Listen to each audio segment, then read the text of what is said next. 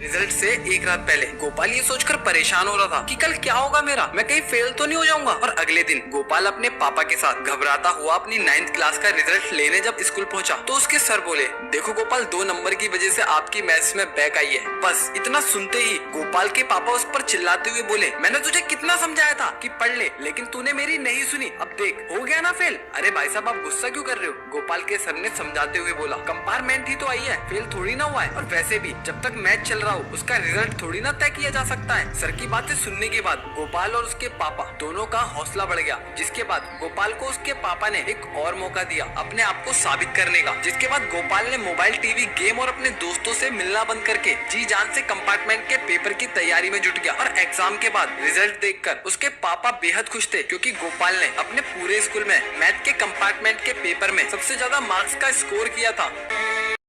एक सीए ने जिंदगी भर बड़ी मेहनत की, खूब पैसा कमाया, लेकिन वह महाकंजूस था। अपार धन इकट्ठा हो गया।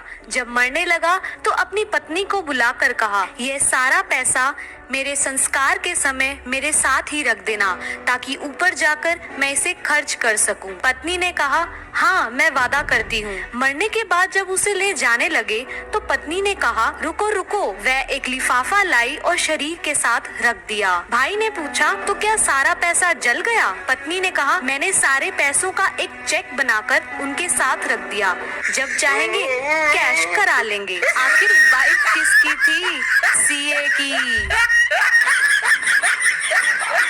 दोस्तों, एक चोर ने एक सेठ के घर से पैसे चुराए। अगले दिन वह उन पैसों को लेकर कुछ सामान खरीदने के लिए एक सुपरमार्केट में गया। वह खरीदारी कर रहा था, तभी एक बूढ़ी औरत उसके पास आई, जिसके हाथ में सामान से भरा एक बैग था। बूढ़ी औरत ने चोर से कहा, बेटा तुम्हारी शक्ल बिल्कुल मेरे बेटे से मिलती है, पर अफसोस मेरा बेटा अब इस दुनिया में नहीं है। चोर को उस बूढ़ी औरत पर दया आ गई। बूढ़ी औरत ने आगे कहा, बेटा मैं दुकान से बाहर निकलने वाली हूँ, अगर निकलते समय तुम मुझे गुड बाय मॉम कहते हो तो मुझे बहुत खुशी होगी। चोर बोला, ठीक है। बूढ़ी औरत जब दुकान से बाहर जाने लगी तो चोर ने जोर से 2-3 बार पुकारा, goodbye mom, goodbye mom. बूढ़ी औरत ने हाथ हिलाया और चली गई। कुछ समय पश्चात जब चोर अपने सामान का भुगतान करने गया तो दुकानदार ने उसे 12,000 रुपए का बिल दिया। चोर बोला, इतने पैसे कैसे? मैंने तो केवल 2,000 के सामान खरीदे हैं। दुकानदार ने कहा, बाकी 10,000 का सामान आपकी माँ लेकर गयी, जिन्हें कुछ देर पहले आप गुड बाय मॉम कह रहे थे।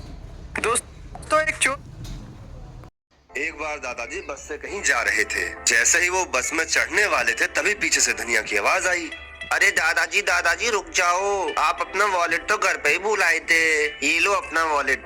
अरे थैंक यू बेटा, चलो मैं घर जाता हूँ अब, ठीक है, बाय। उसके बाद दादाजी बस में जाकर बैठ गए और उसी बस में उनकी बगल वाली सीट पर बैठा हुआ था एक चोर। तब उस चोर ने प्लान बनाया कि लंबा सफर है, जैसे ही ये बुड्ढा सोएगा मैं इसका पर्स चोरी कर लूंगा।